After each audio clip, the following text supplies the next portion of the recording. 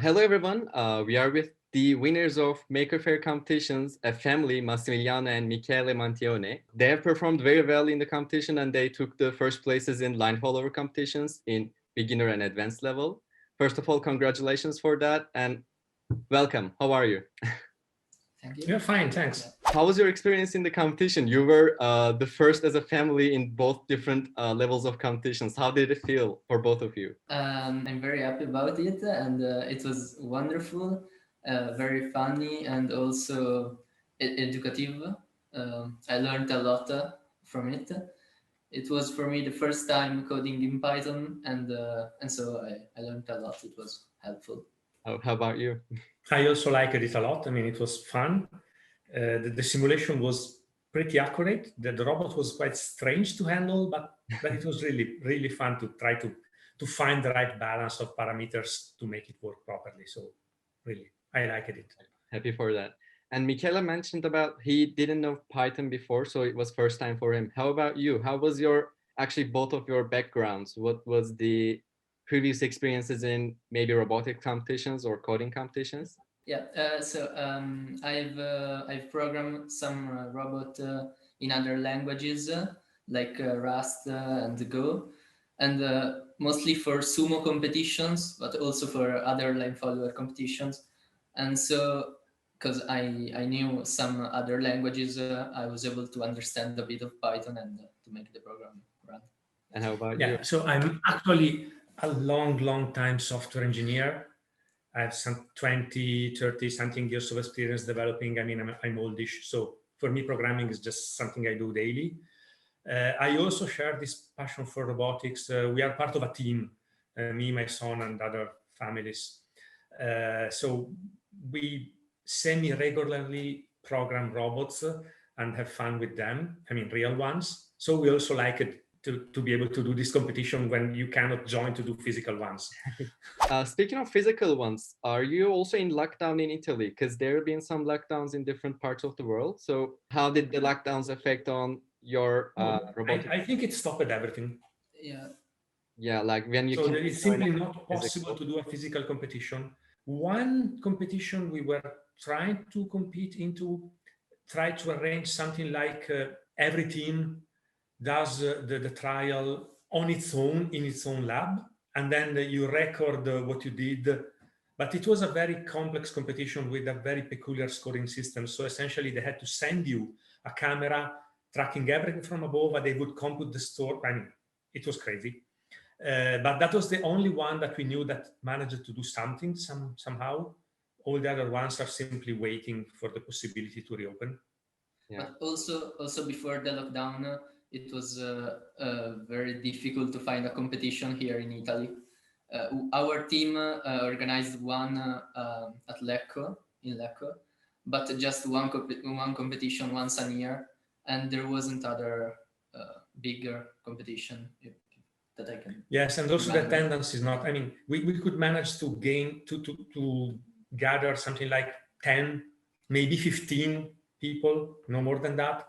While when we go to Robotex Estonia, we are thousands. So as a team, we just ended up traveling in Europe, going to other competitions elsewhere, because here in Italy, it's not only that there's nothing, but if you try to do something, almost nobody comes. What did you feel when you first saw this online competition, the Maker Faire and Riders competition? And like, did you initially wanted to join a robotic competition, or did you have to do some research on how it's going to be like?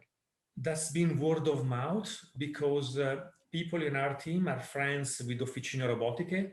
And so they talk to each other, and Officine Robotiche essentially gave us a heads up saying, hey, there's this competition, please join us. And so we joined it. Yeah, I didn't know anything. He told me that there was the competition, and so I wanted to join. Perfect. And Michele, I think you're a student, and is your major related to robotics, or you are doing this as a side interest, not depending on your major? I'm doing this as a hobby because I'm doing actually a scientific high school, and but at school we do not do anything about robotics, so it's just an hobby for me. Oh, okay. So yeah, you are a robotics enthusiast as a family. Yeah, but not even programming at Yeah. school. So he's doing everything on his own. Wow, that's pretty amazing. And actually, I wish that you could maybe had some activities that your school supporting you, but I guess you're only into this business with your family, right? Yeah, more, yes. How was the process for you? How did you feel like using the system, the platform? Okay, for me it was completely new to use a simulator to have a robot run, and well, it was fine for me. Maybe just a bit more difficult than a physical robot because you couldn't handle it, you couldn't place it wherever you wanted, and so it was just a bit more difficult, but not much. So it was fine. I liked it a lot. I mean, the experience was totally smooth. It was easy to use. That was there are, let's say, a few probably nitpick one could have, like I find it impossible to do cut and paste from the log window, which meant I had to use the log window to examine data, which was not comfortable. Sometimes I just wanted to print a lot and copy paste into another editor and do something like some processing on the logs to look for something I was looking for. And this was impossible. So just this tiny thing of being able to actually take the logs somewhere else would have been helpful. That's a perfect feedback for us. We will also probably work on it very soon, and we will let you know that. Hey, I know it's hard because I know that clipboard integration in the browser is a nightmare. I did it myself professionally, so I totally understand. But in that place, that would be nice. Yeah, it's a very valuable feedback for us, and we will definitely try to improve the platform on that point. You had some great experience with robotics, and you actually had a good result. And we were wondering your approach to the track and to the robot, because you also gave us quite a good information in the award ceremony. So I'm also interested in hearing about more your opinions and how did you approach the robot? I think it should be pretty different between ours because the competition was different. So Yeah, as usual, you can start first. Okay, I started like if it was a real line follower, and I just had to tweak a lot of the parameters to make it work. But it was more tuning the PID, the algorithm, than writing some difficult math things. It was more about fine tuning to make it work better. Now, in the expert competition, things were a bit different. So the first thing I did was try to push it to the max to see what it would do. And it would skid all over the place because the motors were too powerful with respect to the grip. Fine, okay, you cannot go too fast. Then I tried to understand if it could actually see the 90-degree turns, and it couldn't. And this is a problem essentially of refresh rate of the camera. So the camera and the whole simulation was on a 10 hertz frequency, 100 milliseconds of period. And this is sort of unsustainable in the sense that at 1 meter per second, it's like one reading every 10 centimeters, and you are going to miss the line. There's no way you are going to see the line properly. So I was wondering, should I slow down or should I inject knowledge into the robot? And I decided for the second. So what I wanted to do was a system where each time I went out of the track, I already knew in advance if it had to go left, right, or if it was a dashed line and I had to go forward. And this is not hard to code. You have to build a large collection, an array of future expected events. But then I noticed that the robot was so fast that it was missing holes in the dashes. So I could not count the events. Then I had to inject even more logic so that I was dividing the track into sections. And initially, I wanted to do that length-based, assuming something like the amount of length I was running based on the speed of the robot I was using, but it was too imprecise. Probably it was skidding or the simulation was not perfect. I mean, there was no way. So I just used the timings. Then I had sections, like intervals of time, where I was either expecting dashed lines, So if I saw a hole, I said, just go on. Or I was expecting either a left or a right hard turn. Anytime it could not read the track, it did one of those things. Now, the complex thing was when it was reading an out of track, and it was because of a 90 degrees, so it knew it had to turn. Just doing the 90-degree turn was a bit tricky because of inertia. So I had to slow down a lot. And I was slowing down so much that the back ball caster wheel was going up. I mean, was detaching from the ground. I could see that in the simulation. It was really heartbreaking, and the back wheel was, so the back of the robot was floating, and it was starting the turn while it was still floating. Then there was the problem of at which rate I had to turn, because too slow, it would waste too much time into the 90-degree turn, and too fast, it would simply miss, it would not align properly because of inertia. So that was, I essentially decided to start turning fast first and slow later, because I needed to turn quickly, not to waste time, but then I need to catch the line not so fast. And then there was one other thing. So when I was catching the line, the robot was still pointed outwards from the line. So the sensor was seeing the line at the side, but if I started too fast, I would just fly away on the side, go out another time, and all the event count would be wrong and again. So essentially, I had to introduce some kind of artificial slowdown if the error was very large. And anyway, after a 90-degree turn, just don't start like crazy. Start slowly and then go on, because it needed to have a bit of time to realign so that the PID controller could actually realign that, and then I could speed forward. This was all logic that I had to add to the program, but after I added that, it was straightforward, because it was the same for every 90 degree. So at that point, it was just mapping the whole track with the proper sequence of turns, and after that, it was just like him, tuning. Because at the end, I could make it finish the track essentially always, but if I was pushing too fast, then it was the integral of the space out of the line was too high, so I was penalized.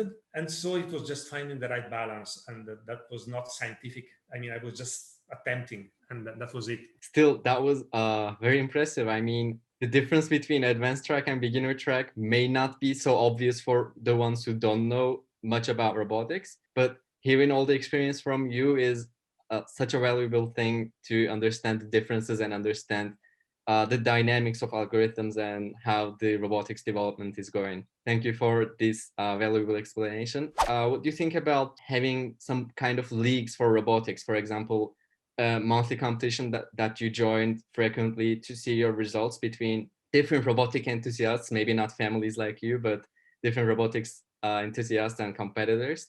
What do you think about joining a league for a long-term competition? Well, that would probably be interesting. Yeah. Definitely.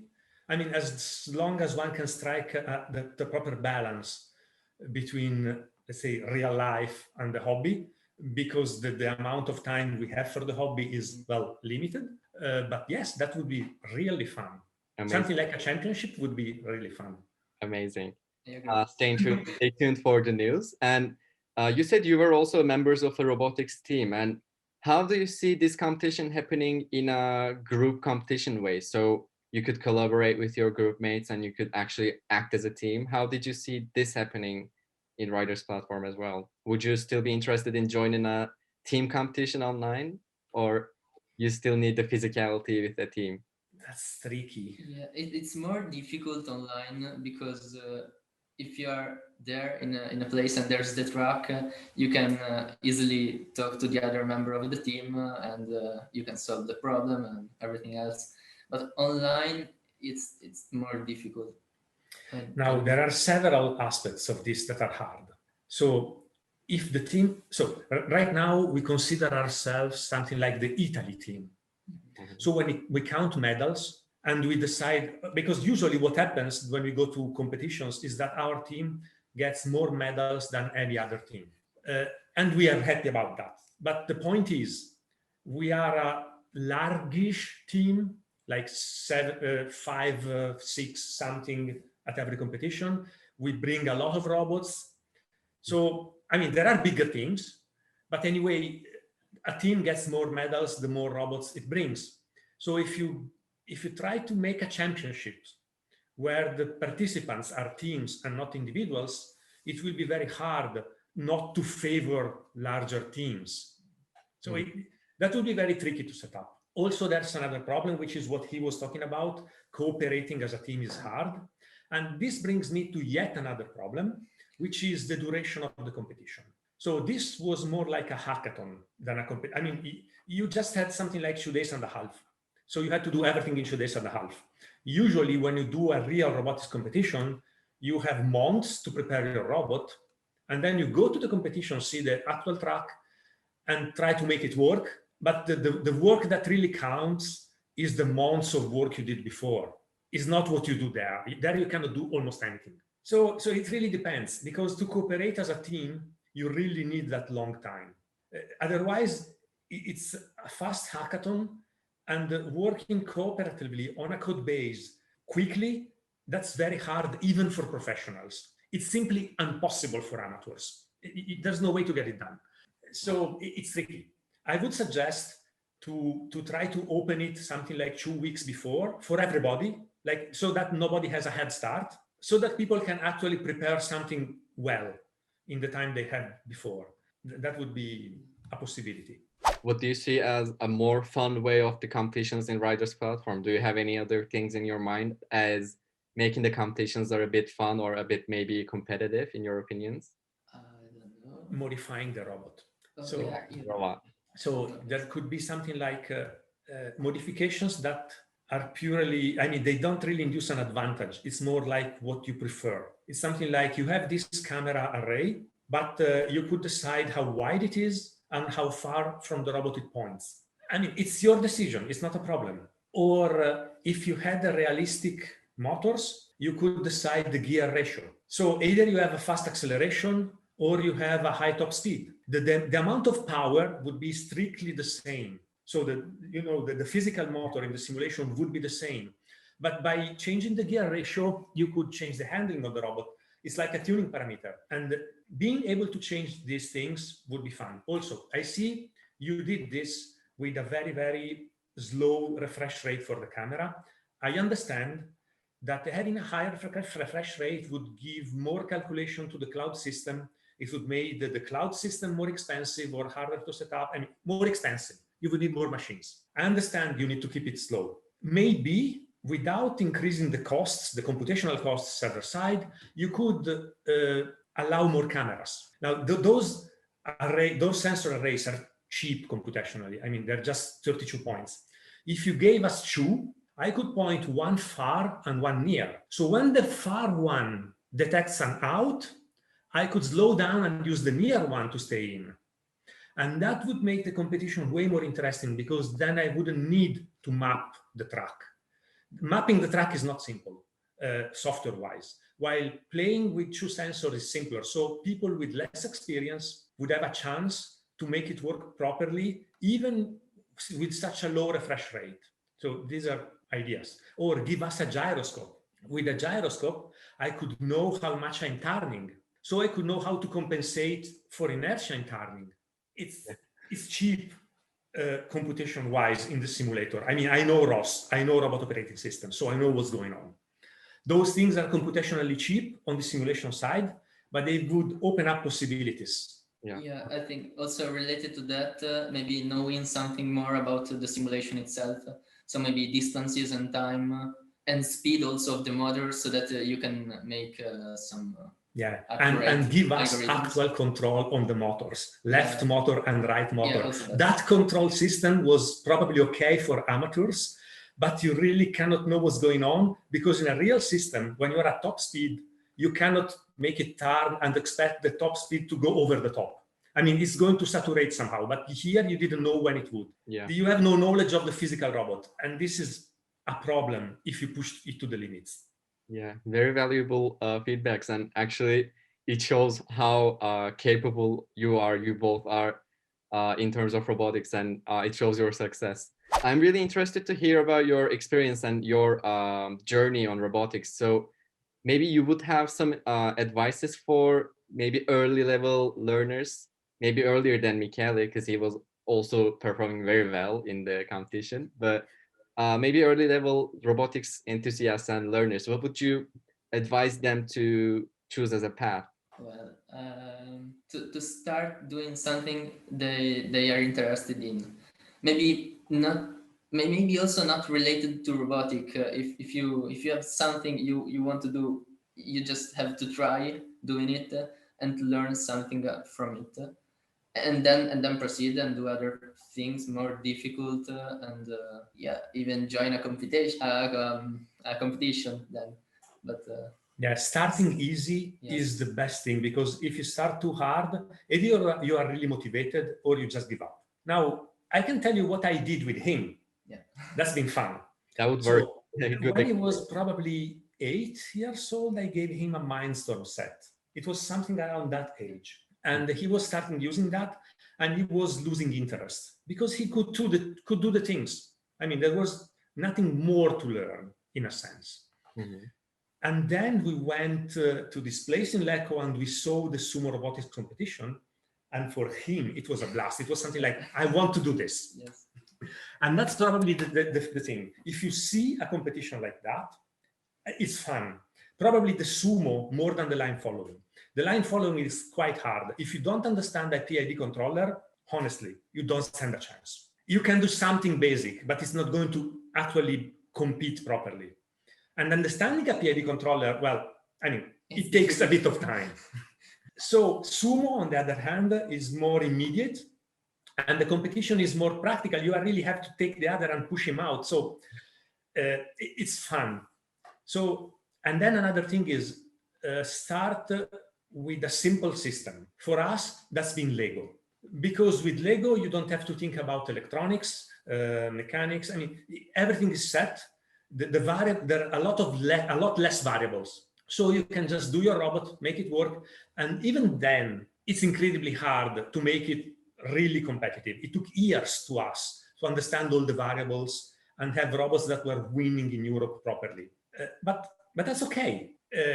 Even just starting is very, very fun because you see them pushing. So it's just funny.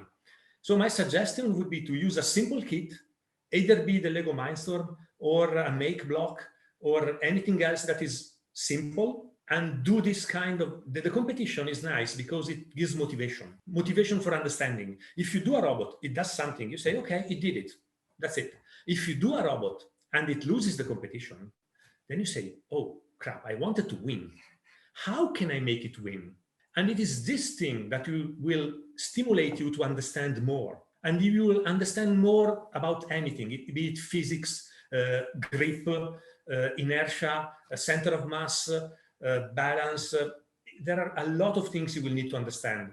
Probably having somebody that understands them will help. For him, I'm an engineer, so that was sort of easy. I could explain things. But if you can find a community, some kind of mentor, can form a group, somebody will be there to help you. So the idea is start simple kit, and do funny things. Perfect. And it's actually a really good thing with robotics community that everybody is ready to help and everybody is ready to collaborate with each other. And that actually improves the development a lot. I mean, by interacting with each other, I think everybody can learn from a level to another in the robotics. Have you had any chance to use the platform after the competition, or were you in the level that my robot win the competition, so I don't need to look it after again? Well, I didn't have the time to do that. Mm-hmm. I would probably do it. I don't know how much, because we have also other robots in mind for other competitions which are not modelable there. Mm-hmm. So it's sort of, and also I could just install ROS on my own machine. I mean, yeah. So that's another thing. That doesn't do anything easier for your level, I think. But it's incredibly handy because you have one place you go, everything is set up, you can use it. That is incredibly valuable. I mean, setting up ROS is a nightmare. So yeah, yeah. Hope we can help more people with that. And Michele? No, yeah, I didn't do anything then, but just because, yeah, also I didn't have time to do that, and also I wanted to do a physical line follower and so I wanted to focus on that more than the simulated one. But yeah, it was an easy to use system, and so it was good to use. But even though I didn't use it then. What do you think that your experience in this line follower competitions, these online line follower competitions, what do you think it will affect in your physical line follower competitions? Do you think you learned valuable lessons from this online competition to actually use it on physical arena? Or what do you think? Yeah, as for me, I learned a lot because it was the first time I made a line follower follow the line actually by myself without his advice, and and so for me it was very good, and I learned really a lot. Yes, I think there are things that are definitely transferable to real life. Like the slowdown algorithm, it will work in real life in the same way. So it is a way to learn. The physical simulation is accurate enough so that you can transfer the results. You would really, really need to have a faster rate in the sensor because in real life you will have it. That's something that you... that is one of the most important parts of the competition organism, right? What else? What other features you would like to see on Riders platform? Maybe for Massimiliano, it would not be a good option since a very advanced user can use also ROS. But what Michele think about any other features that Riders platform more handy, more useful? Well, apart from having more control on the simulation parameters, I don't think anything else. I think it was right. Apart from that, yeah. Perfect. Good to know. And do you think we already talked about it, but online competitions are very different than offline competitions, and you actually sometimes have the chance to practice, but sometimes also have the opportunity to actually compete. So, what would you think about combining those two? So, what would you offer? What would you suggest to another robotics enthusiast to approach the online competitions and physical competitions as well together? This is hard. Yeah. Take your time. Yeah, they're so different. I think they are two different competitions. Okay. Like when I think about an association, I think about Robotex because that for us is the biggest association we know of that organizes robotic competitions. And I would see that if they did an online competition, it would likely be something like a different event. Because it is. Either you gather in one place and do one thing, or you gather in another place, which is online, and do another thing. It's just easier this way. You could sort of combine them in the sense of co-organizing them, but it's just a co-organization. There will be two separated events, in my opinion. Yeah. Yeah, I agree. Well, you're parts of a huge robotics team, as I know, but do you think Riders platform would be a good fit for any of your friends? And if it's a good fit, what is that friend's profile? I mean, are they beginners and Riders platform could be good for beginners, or do you think there is some another level that your friends also benefit from Riders platform? Well, I think that with different competitions, both a beginner and an expert coder can find it useful and funny, because well, also these competitions were a lot different. The beginner competition was way easier than the advanced one, and so because I'm a beginner and not an expert, I actually succeeded in winning that, but I couldn't ever try to win the expert one because I just can't now with my knowledge. And so I think that both a beginner and an expert coder can find different online competitions useful. I think that in order to be accessible by a total beginner, this total beginner would either need a very strong motivation or a mentor. Yeah. Because coding is, well, it's coding. Not many people learn to code by themselves. And I mean, I did it, but I mean, back in the days, decades ago. But it is not simple. And now I am a software engineer. So I did it because I really wanted to. What I think could be done, and maybe should be done, is to approach educational organizations like schools and propose robotic seminars or courses, or actually really something like off-curriculum courses, like side curriculum activities, That, in my opinion, would be brilliant, because sometimes schools do it, but they have the economical barrier of acquiring a number of kits, because you need at least one kit for each 2-3 students. And then you need to have the spaces, the mentor, because you need to have somebody understanding and so on. While this fact of being online could make so that the riders team, let's say, platform operators could also offer mentorship. I mean, it would be a paid service, which what it should be. But from the school's point of view, it would be probably cheap enough to be doable. And it would give the students the opportunity to try robotics in an easy way, because it is easy enough. And at that point, I would suggest to actually build something like a small curriculum, like very, very easy challenges. I mean, really easy at the beginning, something like just make it move and go there, or thinking sumo, which is way easier than line following. Just find a block and push it away, or even before that, move around and don't fall off the dohio, the ring. Easy things. And if you build something like a curriculum of those, then you have like the 1 hour we do this thing, next week another hour we do this next thing, and you have actually something like a small course. And I think you could engage schools into literally buying into this, both metaphorically and physically, and it could make the platform sustainable and useful for pupils, in my opinion. Perfect.